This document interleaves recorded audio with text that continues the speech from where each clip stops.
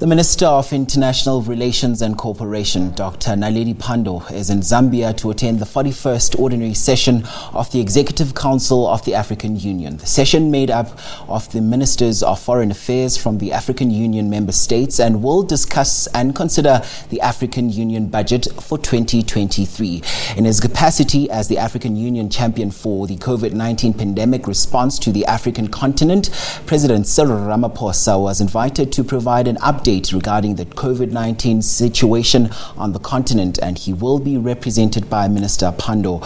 South Africa has also put forward the name of Dr Phumzile Mlambo-Ngcuka to be part of the AU panel. Her name has been endorsed by all member states, and this is the Peace and Security Council structure of the AU.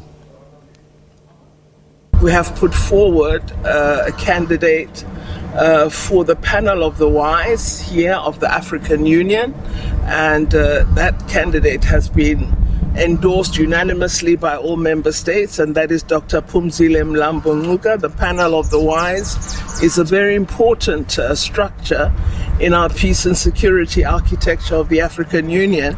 Its mandate is to assist in conflict resolution, drawing parties together, trying to preempt and prevent conflict, and she'll be playing a role in that structure along with several former presidents of different countries of the continent, and we're absolutely thrilled that she has been endorsed by all member states. Then we have South Africa as a candidate for the 79th session of the General Assembly for president of that session. We have a nominee that Cabinet is going to put forward, and we are, it seems, competing with Cameroon, but we believe we have an excellent candidate, and it is the turn of Southern Africa to hold that position. It's just for a year, but it's a very important position in the life and activities of the United Nations General Assembly. The president gives leadership, develops a thematic focus, ensures that the various activities are linked to the theme, so has a permanent office, an office for the term of 1 year, the term that the president serves. And we are thrilled that we're putting forward a woman candidate for that position. Still on that now, South African former Deputy President, who is also former UN Women Executive Director, Dr Phumzile Mlambo-Ngcuka, as you heard earlier, has been nominated by South Africa to be part of the AU panel of the wise. She now joins us from London in the UK, where she received an honorary doctorate at the University of Edinburgh.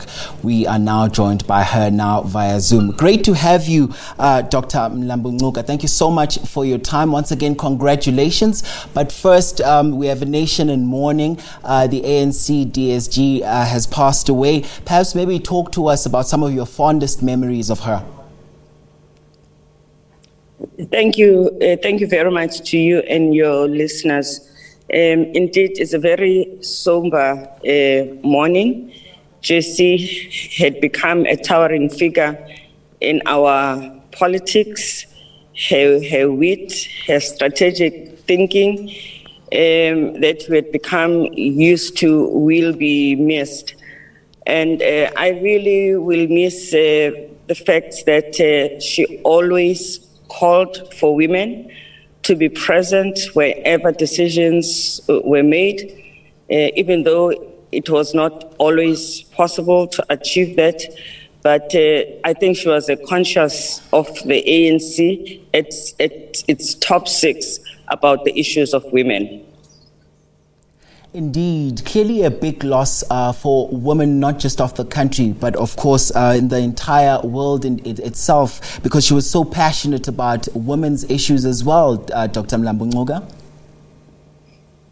Yeah, absolutely. Especially now, as you know, in our country, we are dealing with gender-based violence. We're still struggling with adequate representation of women. We are dealing with the girls who have become victims of violence, even becoming teen mothers. So you really need a voice that is conscious about all these issues that are affecting women and girls.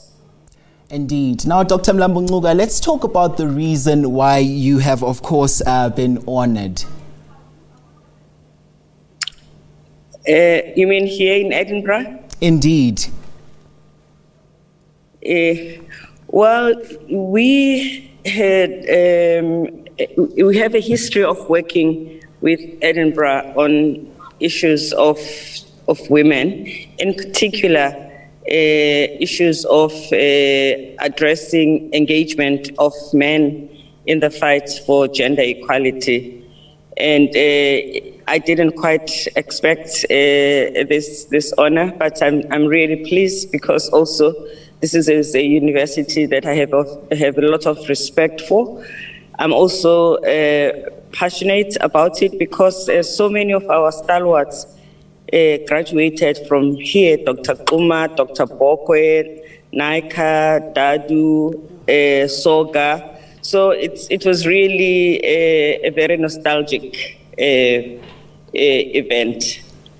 Nostalgic indeed. Dr. Mlambo-Ngcuka, you have, up on your return to South Africa, also been appointed the Chancellor of the University of Johannesburg. You focused on IT in your studies. Perhaps, and the UJ Vice Chancellor is also working hard to make UJ a go-to for 4IR with his relationship with the University of Edinburgh. How do you hope to leverage on this achievement to contribute to the development of UJ? I hope that there will be an opportunity for bringing together the academics as well as students. Edinburgh's strength is in, for instance, accounting. I didn't know that actuary science started here. They also have been pioneering on in products in the insurance services. They are very strong in science, and these are the areas that UJ is also interested in. And of course, they're very strong also on big data. So I'm really looking at opportunities to see the cooperation between these two universities. I hope that we will be able to find something that works for us in South Africa and as well as for Edinburgh. All right, now turning to continental issues, the Minister of International Relations, Dr. Naledi Pandor, who is currently in Lusaka, Zambia for AU Summit, says your name has been put forward for the position of the AU panel of the wise and has been endorsed by all member countries. What's your reaction to this? Well, I am humbled. As you know, issues of conflict in Africa continue to dog us. It's been a while now since we called for the silencing of the guns, which we have not quite achieved, but we keep on striving. So I would do my best to contribute in deliberations and interventions that seeks to address the conflicts that we have in Africa. You know, Dr. Mlambo-Ngcuka, just at the top of our conversation, you started also just when we spoke about the now late DSG, you spoke about how she was passionate about women's issues. I know you are also passionate about women's issues. Let's talk about how do you hope to use your experience as a former UN Women Executive Director to fight for women in particular to be part of the peace talks in conflict areas? Well, as you know, the AU has a Women, Peace and Security program. They even have a Women, Peace and Security envoy. So I would hope that I can also assist her in making sure that when we have these conflicts, we highlight the issues of women. in most countries, when there's a war, women and children are more likely to die than even a man who is carrying a gun and fighting. Always you find that there's more women and children who die, women get displaced, and of course there is so much sexual violence in conflict.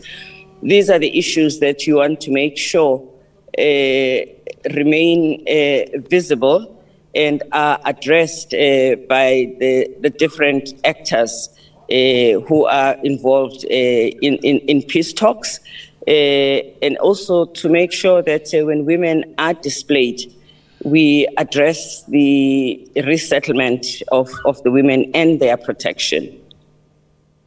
Indeed. Thank you so much for your time. And that was the South African former Deputy President, who is also a former UN Women Executive Director, Mama Phumzile Mlambo-Ngcuka.